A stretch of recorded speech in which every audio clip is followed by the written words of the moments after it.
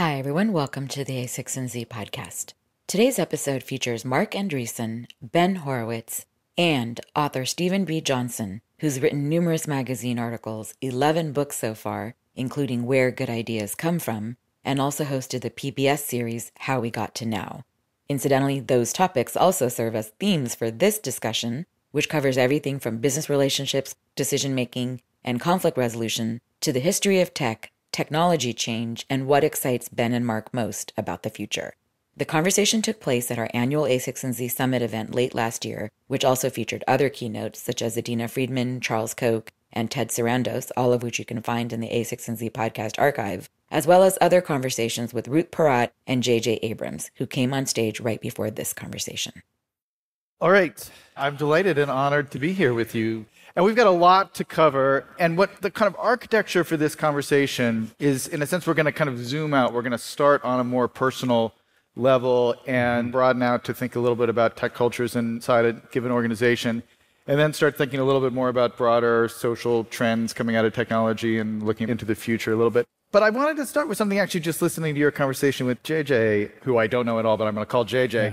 He was talking about that first kind of literally magical moment going and seeing Universal Studios and then getting into magic and how that was so transformative as an 8-year-old. And it occurred to me, do you guys have a memory of something like that with tech at any point where you really saw something? For me, it was late. It was HyperCard, sophomore year in college, where I was just like, oh, there is this whole possibility that I hadn't imagined could happen on a screen. Do you have similar stories? It's funny. This is an embarrassing question because I'm sitting next to Marc, but one of the ones I remember most vividly was seeing Mosaic. Because for years in tech, there were all these ideas about, like, if you were in computer science, about what was possible from all the things that you ought to be able to do, but you could never actually quite get them to work. And HyperCard was like that in that way, but Mosaic was really it. Like, it was all there on it, and when you download it, you were like, oh my God, the whole world is like right there. I can reach the world. That's the most craziest thing ever. But I hate to say that with him sitting here because it would go right to his head. It is. Well, it was a really striking point because up until, certainly for me and I think for a lot of people, there was discussion about hypertext that had been circulating through different subcultures. But I would say probably 80% of the press it had received at that point was, strangely enough, about hypertext fiction. It was people who were writing these nonlinear stories. And when you saw Mosaic for the first time, you're like, oh, this isn't some obscure avant-garde postmodern literary device. This is the future of media. I have a much better answer than that. So I actually just mentioned on stage, but like the early PCs really were the mystery box, the magic box, and that just, the flash and cursor had me from go. So that sense of potential was a really big deal. The other, I swear to God that this is true, Knight Rider. Who remembers Knight Rider? Knight Rider, there we go, Knight Rider, outstanding. Kit, you're talking about Kit? Kit. Holy shit. So I was 82, so yeah, I was 10, right? And so this show's on, and I don't know, it's this guy in the leather jacket, and I don't know, he seems cool, whatever. But they did this very clever thing, the mystery box thing. And then, no internet, no nothing, couldn't find anything, you just saw a few commercials. They did not tell you that the car was like that special. And if you go back and watch the pilot, it's like 45 minutes in, and like, it's the whole thing has happened. He's been shot in the face, he's had reconstructive surgery, he's got the new name, he's got the mission, he's got the car, he's driving along. 45 minutes in, the car talks.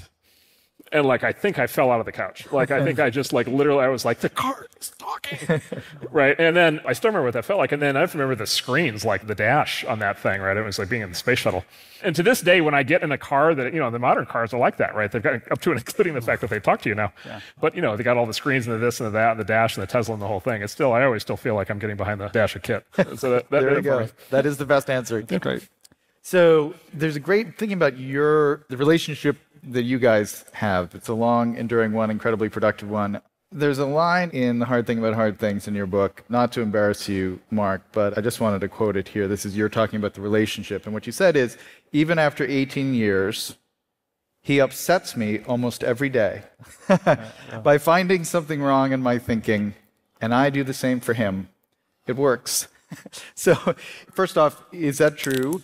But more than that, is there something predictably wrong? Are you guys wrong, or are you finding yourselves correcting each other in ways that are there patterns to the way in which you disagree? Do you tend to err on this side, where Marc errs on another side? I think it's, we're close enough in personality, but different enough kind of in skills that we often see things from different angles. And then a lot of it is Marc himself, which is like, Marc always likes to take the other side of the argument. Whatever side, like he just enjoys taking the other side. That's his thing. And so, it just kind of goes that way. I think that the real key to it is that we somehow got to a level of trust where we can really go at it in a way that would, for most people, you just go like, F you. Like, you can't talk to me that way. Like, how, like so disrespectful. Like, you're stepping on me. You're asking me these questions that hurt my feelings. But, for us, it has still like, sometimes I get close to that, but not all the way. I think the big thing is, the thing I decided at a certain point, because we get asked a version of this question by the founding teams that we work with, right? Or if we bring a CEO into a company, help a founder bring in a CEO, and they're going to have a partnership that hopefully works something like this, kind of ask, how do you make it work? Because it is so easy for the conflict, for the emotion to drive people apart. And so the way I think about it is, it's more important to me that we have the successful partnership than it is that I'm right on any particular issue. And I'm proud to say that Ben, of course, is the exact opposite. It's far more important for him to be right than to have a successful partner. And so it meshes perfectly, right, hand in glove. I'm joking. That was a joke. And so we both will argue it all the way out, but each of us will defer to the other. At the end of it, if it's an argument, it's over which of us is going to defer to the other one, with each of us volunteering to do it, let's say, most of the time. And that's really, like, sometimes the argument will not resolve, but we'll kind of know who knows more about that thing, and we'll yield in that way, and that's been super productive. And are there ongoing disputes about where the technology world is heading? Are there kind of senses like, oh, no, you think this thing is going to be huge, but this is the old argument we've been having for 5 years. It's never going to happen. Well, we both believe a lot in disagree and commit, right? And so it's important. Like, as an example, one version of the question you asked is like, what if we were arguing about some startup we funded, and whether it's, are we going to have some argument about like that was a mistake or not, or whatever? Like, we basically, I don't think, ever have those arguments. And the reason is because we may argue whether, and this is true of our partnership more broadly, we may argue about whether to make the investment, but once we make it, we're in. Yep. Right. And then at that point, it's important that it's the dynamic, right, the sort of implicit promise in the team, and including between the two of us, is we're all in this. We've all committed. And I think that's really critically important, because that's how you maintain, that's how you don't have, I told you so. And backbiting and talking about people when they're not in the room and that kind of thing. Right. Yeah, that stuff's bad. Do you all have I'm actually in the middle of writing a book about long-term complex decision-making. So I have my own kind of bias in this question, but do you have, when you're confronting a decision, say, for instance, like, should we fund this company or should we follow in this round, or other life decisions do you find that you have a process for that decision-making act that you go through and think about as a series of stages, or is it something that's more fluid and conversational and intuitive? Yeah, so it's interesting. This business is different than our last. So running a company, you try to be more structured in how you do this in some ways, in that speed is really important. So if you're running a company, your output is decisions, and you rate it on quality and speed. And if you have to make the trade, which you always have to, you generally go towards speed, because you have a lot of decisions to make, and if you don't make them fast, then you freeze the entire organization. In our new business, basically quality is everything. And so we'll go around the horn 50,000 times if we have to make sure that we've explored every corner and every crevice of the discussion and we've not missed something. So I would say in some ways, we have a lot of like a framework in our minds about how we think of investments and deals and so forth, but we're willing to go in many loops where we would never do that in a company. One of the things that I love investigating and talking to people about is their kind of creative workflow and where they find inspiration. There's a lot of research out there, that some of which that I've done and other people have done, about the importance of kind of diversity of influences in your kind of worldview, leading to more creative thinking. So I'm just curious about your kind of daily information diet, in a sense, beyond the kind of the routine of the meetings that you have with the founders and the pitch meetings and so on. Where do you find that kind of outside influence in new ideas? So we sort of cheat in a sense, which is we see 2,000 inbound startups a year. These are, by definition, then 2,000 of the smartest people in the world in all the domains that they're operating in. And so, I mean, honestly, after that, it's just, it's hard to pick up like a magazine and open it with any level of enthusiasm, because it's like, you kind of have this, you're kind of seeing this stuff, months or years before it shows up in the press. And so that's part of it. Personally, I've been running this year a big experiment, and I've always been a big reader and sort of information omnivore.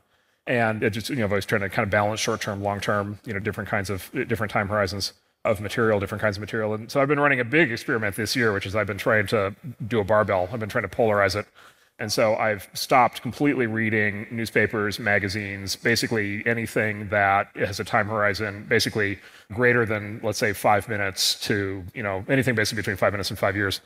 Which is to say, I basically only read social media on the one hand, and then only books on the other hand, right? And just polarize it and gap it way out. So what's interesting about that is, of course, being on social media, like that process, necessarily you end up consuming a lot of news and that a lot of what's there, notwithstanding the false reports of the death of the web, a lot of what social media is links to things that are interesting, right? People who you're following are interested in. And so, I do end up reading basically everything. Like one of the experiments was, does it matter? Like if you don't see the homepage of the newspaper, do you miss things? And it turns out if you follow the right people, you really don't, because they surface all the interesting stuff anyway. And you get to see a lot of stuff that you wouldn't necessarily see looking at the homepage. But the other side, honestly, and you're a very accomplished book author, the other side of it is just books. Books have probably become the great underestimated source of information relevant to our daily lives that just gets, as there is just such a surplus of kind of near-term information and consumption. And let's just say as the real world is getting continuously more interesting in real time, you can spend all day long just following the ins and outs of what's happening in the political scene or what's happening in the sports scene or what's happening in, the business world or whatever. And so you can really get, I just talk about myself, I can get really trapped in the present. And so the ability to at least have some time to be able to go back and be able to read things that were written 5 or 10 or 50 or 100 years ago that have stood the test of time in the form of books has been, I think, is very valuable. It has been very interesting. I mean, the book business is actually quite healthy, and people are reading, reading print books. There's a kind of return to print books, and it does feel as if, I think one of the things you don't realize until you write them, particularly with nonfiction books, but it's true of fiction as well, that when you meet someone who's read one of your books, they have been living inside your mind for 12 hours, 20 hours, depending how long the book is. And so it is still an unrivaled way to get complicated ideas into other people's minds. And so it's been, I think, a sign of health in the culture that books are actually thriving in the midst of all this kind of minute-by-minute social media. And also, by the way, as you well know, like audiobooks, right? I think there's a renaissance in audiobooks, which is just having the smartphone and now the wireless, AirPods makes it so much more convenient. Right, to consume audio content, long-form audio content. And podcasts obviously are a big part of that, but audiobooks in the course of drive time and wait time and this time and, morning time and so forth, completely fit into my life in a way that books didn't used to. I also wanted to ask you, Ben, about music. Can you talk a little bit about that in terms of your own kind of creative view of the world? Yes, well, it's interesting, and it's very specific to hip-hop for me. And hip-hop is an unusual music form in that it's a very kind of capitalistic form of music, which is completely kind of unheard of in popular music. In that the main theme of hip-hop, if you go through all the great rappers, is like, how do you build something out of nothing? How do you compete? These kinds of things, as opposed to R&B, which was maybe love songs, and like rock and roll, which is more communist. But it's perfect. It's a perfect analog to entrepreneurship. It's kind of the exact kind of motivational soundtrack for entrepreneurs. And that's really how I started with it, because any theme I wanted to write about, like, it was a great way to find inspiration. But it led to, if you say I made a contribution to the management literature, it actually came out of rap music, in that the big thing that was different in my book was that the logic of management is not very complicated. And you can understand all the management theory. It's just not that hard. But the emotional, psychological complexity of doing it is incredibly difficult. And we see tremendous fallout from brilliant, brilliant people who can never get over that.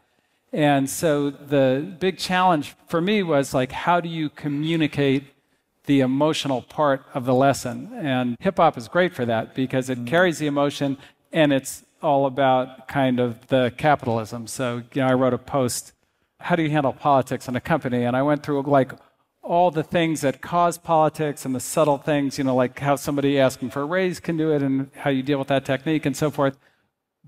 But a lot of it is the attitude of the manager. And so the rap quote that I used was Rick Ross, who do you think you're fucking with? I'm the fucking boss. And like, once you get that, then you know how to do it. So it's good. That's great. Okay, so let's zoom out a little bit now. You were asking J.J. Abrams about L.A. as the kind of epicenter of the movie business. So with all the changes that we've seen in the tech sector and all the volatility, the one constant really for half a century has been that the Bay Area and Silicon Valley have been the epicenter of the technology world, really, without any near rival, probably for 50 years, I think it would probably be fair to say, despite the fact that it has gone through all these different revolutions, and you had big computers and then personal computers and then the web and then social media. So really two questions, I think. Why? Why there? Like, what was it about that particular configuration that rooted tech in that world? And do you think we're going to look back in 30 or 40 years and it's going to have the same concentration? Yeah, so the why is, I think, it's history, right? And so just the fact that it's been a network effect, right? It's been a snowball rolling down a hill, picking up momentum now for 50, 60, actually it turns out 50, 60, 70, 80 years. In a lot of ways, it goes back to the 1920s, 1930s, the early defense contractors. Right. Steve Blank has a whole series of videos called The Secret History of Silicon Valley, and he traces it all the way back almost 100 years.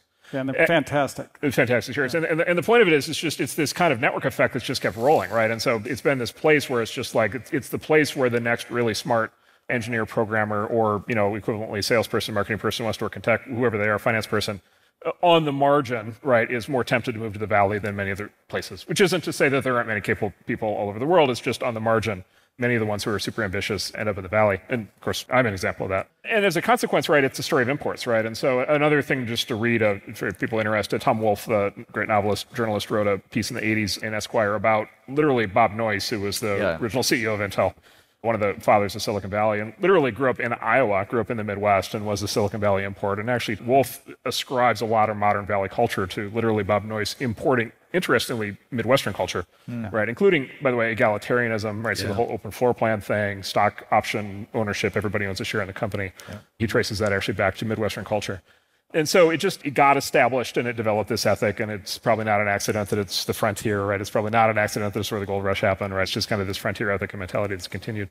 So that's the good news, right? The bad news is, as I discussed with JJ, like, it's just, number one, we're just bursting at the seams. Like, it's just become a hard place to do business. And then number two is there's great people all over the world, and like, why on earth? So the joke in the Valley is, help wanted, right? Software company puts up, Silicon Valley software company puts up a help wanted ad on the internet or whatever, and says, help wanted, could software engineer to work on new collaboration software tool, online collaboration software tool that will enable people to work together independent of geography all over the world in real time. PS must relocate to San Francisco to apply. And so it's this weird incongruity, which is we're building the technologies that in theory should let this stuff spread, and yet for some reason in the last 10, 20 years, it's actually been concentrating more and more.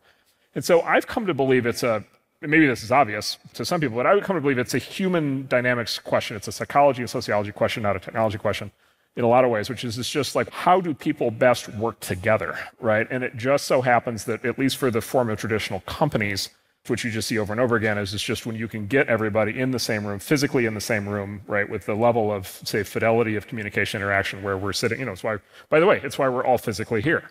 And there are a few successful distributed companies, but there really aren't very many as a consequence of that. And so my hope is that we're going to get there in the next, let's say 10 or 20 years. My hope is that we're going to get telepresence, right, in the form of video conferencing and telepresence robots and VR and AR and all these things, collaboration software and workgroup software and Slack and GitHub and all these amazing technologies we're building for collaboration.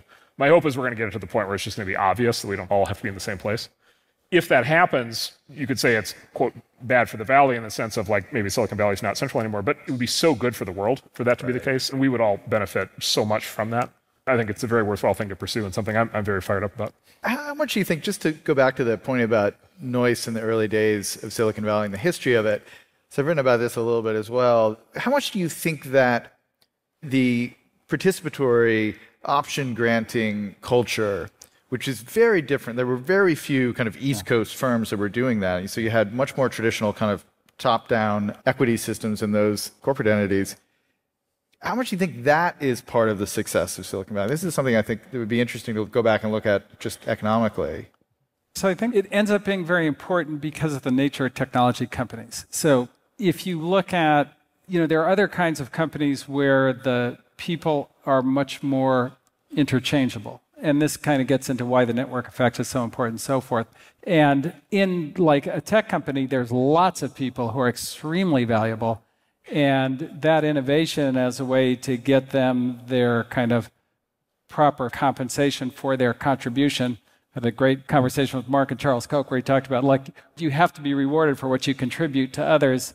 And that really is key to any business and any incentive system, and particularly in technology, because there are so many people in the company who are so valuable and so fundamentally critical to the company's success, it really is one of a very few kinds of compensation systems that would work.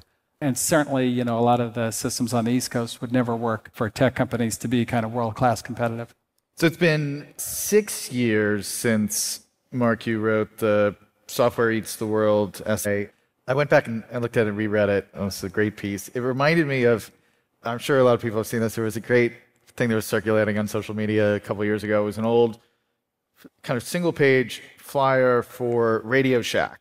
From like 1988 or something like that. And it was a list of like 30 products that Radio Shack sold. And it was the answering machine, it was, a VCR, an alarm clock, like a TRS-80 kind of descendant, a game console or something like that. And literally, without exception, every single one of them is now an app on your phone, right? The whole thing had gotten swallowed up by software, which is, of course, a measuring productivity problem because all those things in aggregate cost $30,000 in 1988, and now they're free on a phone that costs $600, which is actually progress, but doesn't sometimes look like it. So obviously, I think that was a very prescient forecast to make. Has anything kind of surprised you 6 years later, looking back on it? I mean, in it, you say the next big stages are health and education, and I'm wondering, particularly on those fronts, has it lived up to the kind of promise you saw back then? Yeah, there's sort of the overall concept of software eats the world, but then there was a specific framework that I proposed in the piece, which is sort of a weak form, a semi-strong form, and a strong form of this hypothesis, right? And so the weak form was every product that can, right, every physical product will become a software product, right? And that's exactly your Radio Shack example. Things go from being physical products to being apps.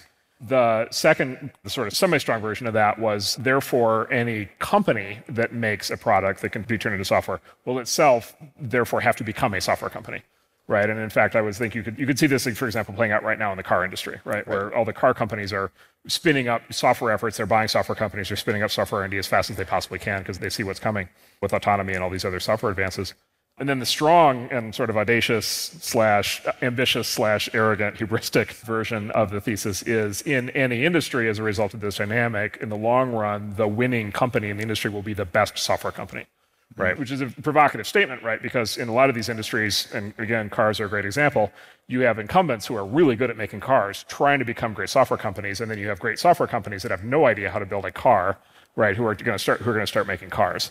Right, and then you're going to have basically this giant collision between companies coming from two totally different backgrounds.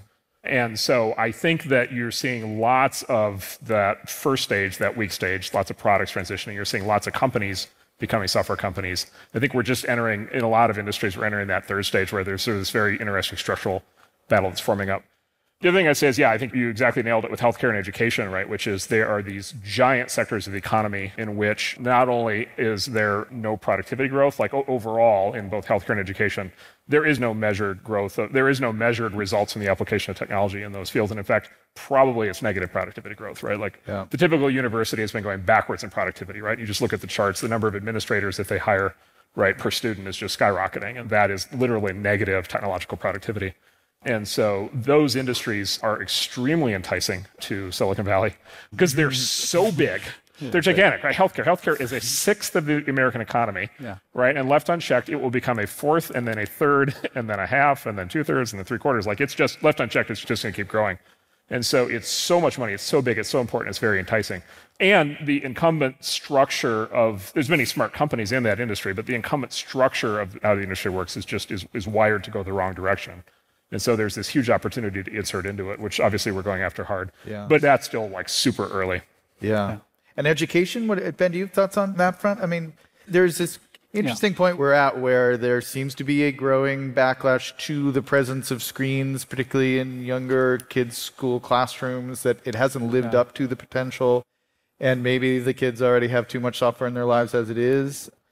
So, it's funny, or it's not funny, it's sad that we've not applied technology that well. And a lot of it has to do with the kind of structure of the kind of political regulatory structure of schools. And we have a company, Udacity, that's worked hard on this, and their final conclusion was to kind of run outside of the school system, but it's very powerful. I'll tell you a quick story about that.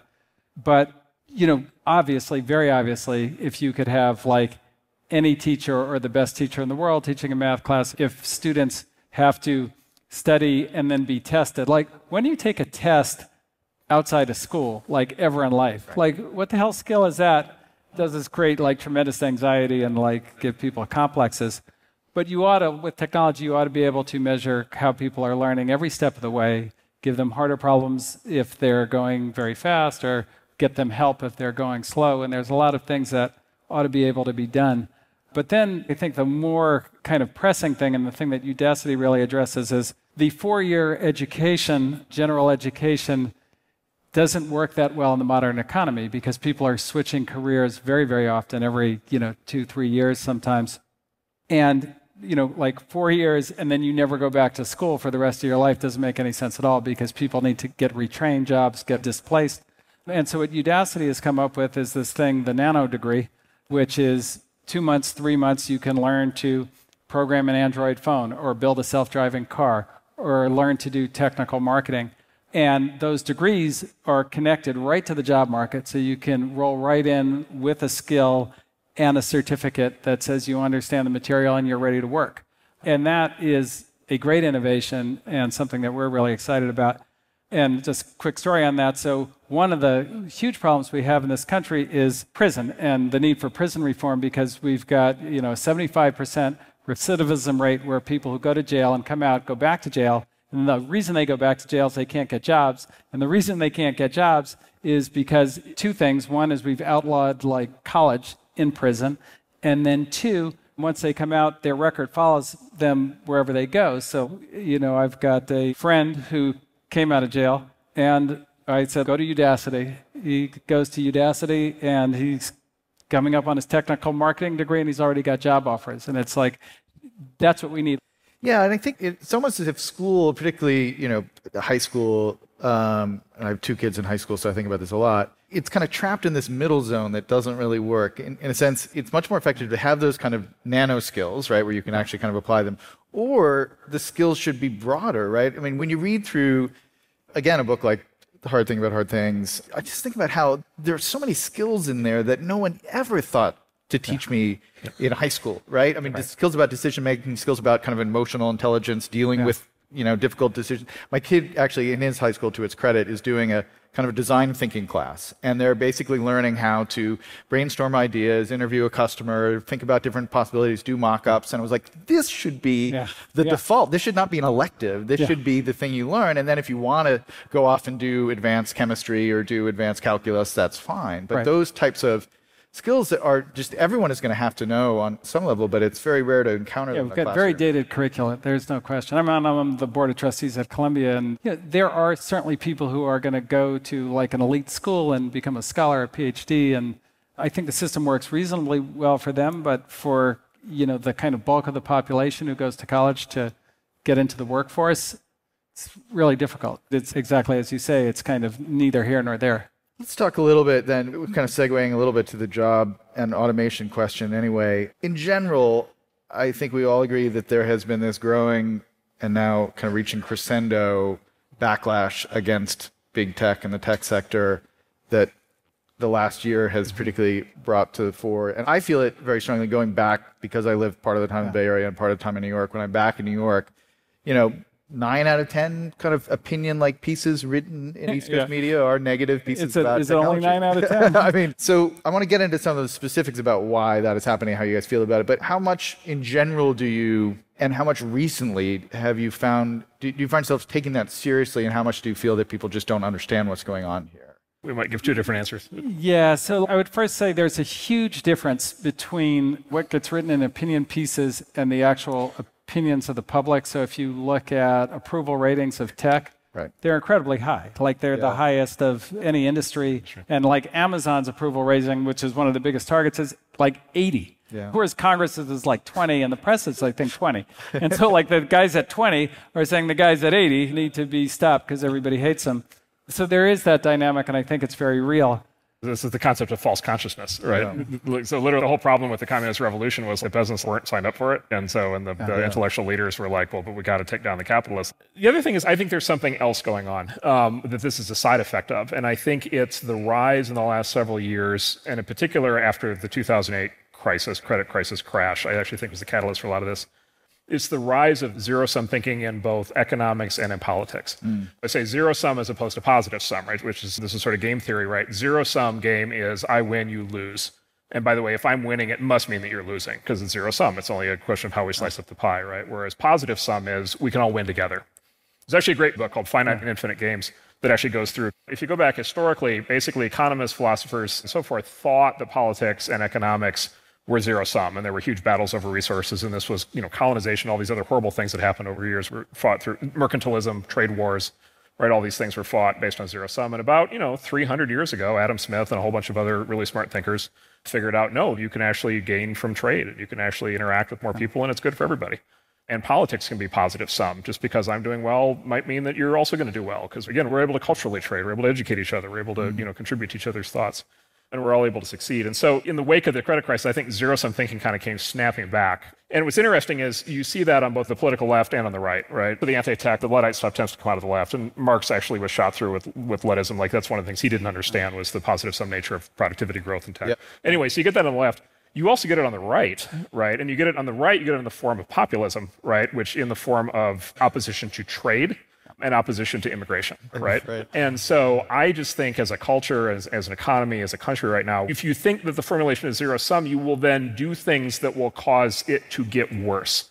For example, on the right, you'll want trade barriers, right? And so you'll want to cut trade under the theory that that will make your people better. In reality, cutting international trade makes your people worse. You're dividing up a smaller pie. Yeah, you're shrinking the economy for everybody for no reason other than that you're just mad at other people because you think it's their fault that you're not doing well. And so it's zero-sum thinking. And then on the left right now, it's this anti-tech sentiment where like if those tech people are doing well, then somebody else must be suffering. Somebody else must be eating it.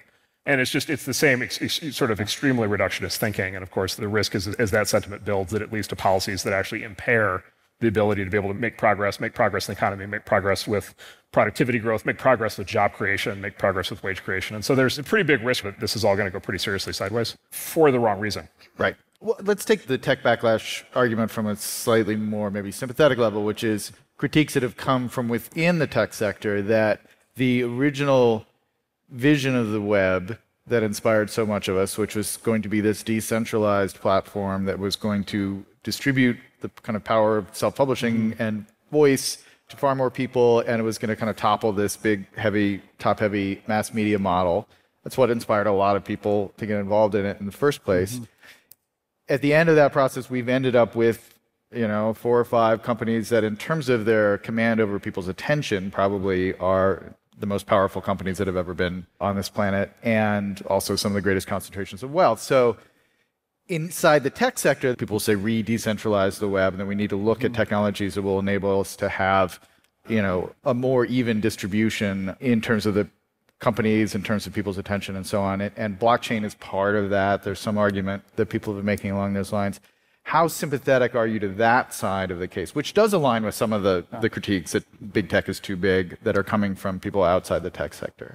Yeah, so there's a technical argument for decentralization, and then there's the kind of other thing that you're getting at, which is should there be some policy answer to the big tech companies? And I think that you have to be very careful there and look at specifically what's going on. Well, are they kind of harming, are they suppressing innovation? So do people like us no longer want to fund anything because Facebook or Amazon will wipe it out? And if you look at the numbers, there's probably more startups than there have ever been. And what we're seeing and what we're funding is super interesting and, for the most part, isn't existentially threatened all the time by those companies. Once you introduce policy, the potential side effects are, really scary. Cronyism, corruption, the people who have the best relationship get the best deal, and these kinds of things. And that has knock-on effects that are very difficult. And, if you compare it to the early 90s when Microsoft was super strong, that was really actually a far bigger suppression of innovation. There was way less venture capital. There were far fewer companies being created. But like the technology took care of it over time. And I think technology is changing at a faster rate now than it was then. And there's blockchain and there's quantum computing and there's many technologies on the horizon that could rejigger the playing field, without a policy intervention. One other question about the blockchain possibilities. I've been really enjoying reading Chris Dixon writing about this over the last year or two. And there is really an interesting new way of incentivizing and compensating people both inside a technical organization associated with an open protocol, early users of the service, where all of those people are participating in the value that's created with it. And thinking back to the early stock option participation of Noise, I wonder whether this suggests maybe that there's a new model here that might be as revolutionary as those kind of option plans were. So the good news is the tech industry has had two models for making forward progress. One has been what you might call pure capitalism, which is corporations, right? Which is startups, C corporations, employees, stock options, all the things where you take companies public, that traditional structure. And then there's been this other structure all the way over on the ideological spectrum, right? Which is open source, right? Which is basically a tribe, right, of developers that are interested in having something happen, coming together, by the way, geographically distributed all over the world in a lot of cases, right? And great examples, Linux and the web itself is an example of this and so forth. Actually, the internet itself, TCP/IP was an example of this, right? Or the GNU project at MIT was an example of this. And technical people coming together and volunteering, right? And literally with metaphors like barn raising, right? It's just like come together and sort of breathe life into these projects without a financial incentive and generally without, at least direct financial rewards. So sort of is polar opposite of corporations you can get. Blockchain is the first new third thing in, I don't know, probably 40 years, right? Free software, open source is like 40 years old. It's the first new structure in 40 years. And it's an interesting one because it's a hybrid. It's to your point, it has the decentralization of open source, right? These are protocols. These are things that run internet wide. These are things that are not necessarily developed by a team of, 100 people in a building in the Bay Area. They have that kind of open source characteristic to them. And they are decentralized, like their protocols are inherently decentralized. But they've got capitalism wired in. They've got money wired in, right? In the protocol, yeah. Right, into the protocol, right? In a way where there is a direct reward and incentive for the people who actually create the thing. There's a reward and incentive for the people who use the thing. And then there is a reward and incentive for the so-called miners, the people who actually run all the computers all over the internet that make these things work. And it's just been so fascinating to watch because this is one of those kind of moments where people walk up to this idea, and if they walk up to it from the right, they're like, what on earth is this decentralized hippie, what on earth are you people doing?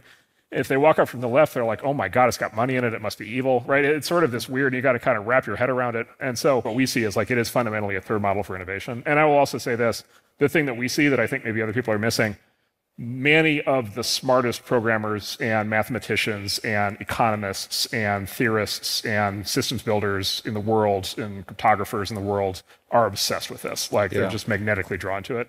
Not because of the money or this or that or the hype or whatever, but because of the technical innovations that are underneath it that are making this possible and what can come out of this. And we just think that's the most positive sign you can possibly see. We just have about 5 minutes left, so I want to just cover a couple of other giant topics. Artificial intelligence and the superintelligence debate. Can we solve that in about 2 minutes? Can you give me, is this a legitimate concern? Is it appropriate to be worrying about the threat from superintelligence now? Of the really scary things in technology, I would have that one pretty low on my list. I mean, I think that one, I think it's a little bit of a intelligence is a funny word, right? What is intelligence? And it's not one-dimensional. And there are a lot of things that we have considered intelligence, like doing hard math problems. Computers are already more intelligent, like playing chess. Computers are already more intelligent. But there's a lot of dimensions of intelligence that computers are nowhere on. And AI, nobody is demonstrating anything in AI that says it's going to get comprehensively more intelligent, and certainly nothing along the lines of free will yet. So yeah, maybe it'll happen, but of all the things, it's a very theoretical. So I think it's a little overblown. I do think also there's a motivation of technologists to, it's a very it makes you seem very intelligent when you can talk about the robots taking over the world. So it's a great thing to talk about. The thing that drives me bananas is the freaking physicists. And it's I'm a computer scientist. I don't have crazy conspiracy theories about black holes. I guess I could. In theory, a black hole could open up here in this room and swallow us all. I don't have crazy theories about dark matter. I'm not worried there's dark matter in the glass. I'm not going to go around telling everybody it's going to eat me. It's just I don't know why. Yeah, it's hard to find an AI expert who goes, oh yeah, this is a big problem. Well, in fact, and the AI experts, of course, tend to be worried about the opposite, which is they're oh shit, expectations are getting set off. We're never going to build that. We're never going to build the robot apocalypse. I'm still trying to get the thing to play Mario Brothers, right? Okay, so last question. I'd love to hear what you think, looking forward to the next kind of 20 years. What's the thing that you're most curious to see how it turns out, right? Where you think maybe it's going this way, but you really are just dying to fast forward 20 years and be that's what happened with that. What's the biggest kind of question mark that you have over the next, say, 2 decades? So the thing that makes my brain melt is this, now that we can program biology, so that kind of, or we're getting to the point where we can program biology, the first step is, or one kind of dimension of that is, solving disease, in a much, much better way. Another aspect of it is creating better humans. And I'm very fascinated to see how that comes out and what it ends up meaning, and whether it goes horribly wrong or incredibly right. And what does that even mean, better humans, and how will, are humans even suited to figure that out? So that, from a curiosity standpoint, I would say that for me is probably it. Yeah. The thing I think a lot about is, so through all of recorded history, and this is why I just think that a lot of the tech criticisms are just misguided.